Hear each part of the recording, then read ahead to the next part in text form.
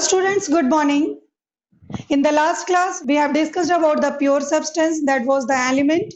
Today we will discuss the other type of pure substance, that is compound, and their properties. So let's start. Compound further divided into three parts, that are acid, bases and salts.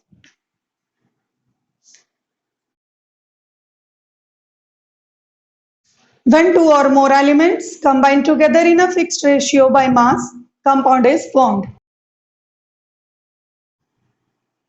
These are the examples of compound. For example, water H2O, carbon dioxide CO2, copper sulfate CuSO4, sugar C6H12O6, common salt NaCl, and glucose C6H12O6. Similarly, calcium carbonate CaCO3.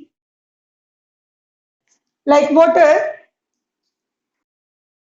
is formed when its two components, hydrogen and oxygen, because in water the two components, one is hydrogen and one is oxygen present. So it is formed when the two component hydrogen and oxygen combine together to form water. These elements which combine to form compound, that is called its component or constituent of compound. It means hydrogen and oxygen, these two are components, or we can say constituent of compound. But water is always formed when these two, hydrogen and oxygen, combine in the fixed ratio, that is 1:8. When one part of hydrogen by mass and 8 part of oxygen by mass combine together, water is formed. It means we can say that compound is always formed when its components are combined together in a fixed ratio. For example, we have like carbon dioxide. Carbon dioxide is formed when its component is carbon and oxygen. So when the carbon combined with oxygen in the ratio 3:8, it formed carbon dioxide. When we mix the another proportion or another ratio of carbon and oxygen, we can't get the carbon dioxide. Atomic mass of carbon is 12. Here carbon atomic mass is 12, oxygen atomic mass is 16, but here two atoms of oxygen are present. So the atomic mass is here 16 into 2, that is 32. And when this divide 12 by 32,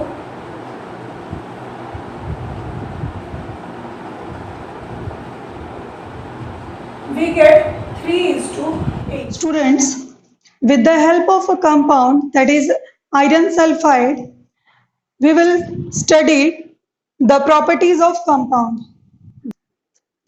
This is called iron sulfide.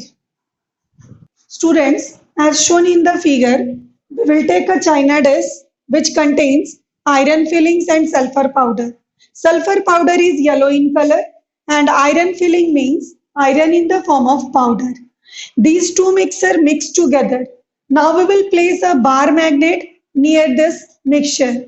We will find that the iron particles attracted towards the magnet because iron is a magnetic substance. Now we will heat this mixture with the help of burner, and we find that on heating we get a black powder. This black powder is iron sulfide because chemical reaction is taking place when we will heat this mixture. Again we will place this bar magnet near this compound iron sulfide. We will find that there is no any attraction of particles towards the magnet.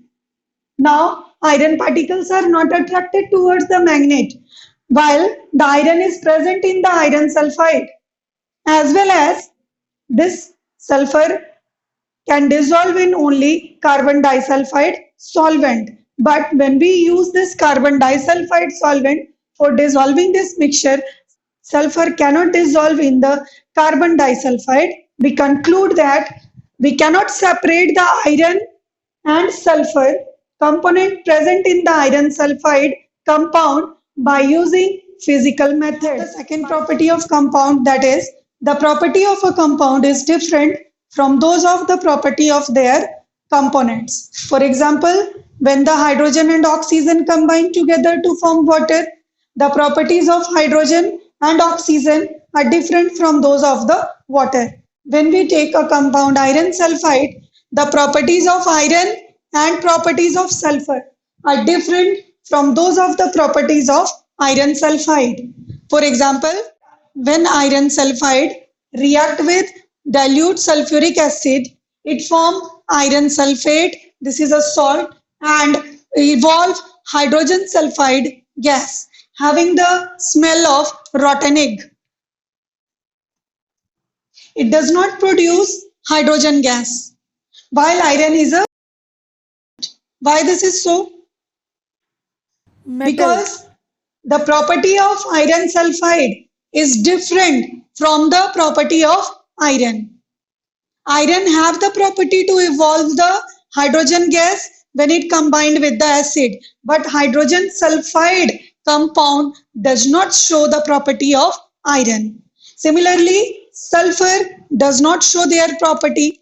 It means we can say that the property of constituent elements and the property of compound are different from each other. Second property of a compound we have, during the preparation of a compound, either it evolves the heat or absorbs the heat.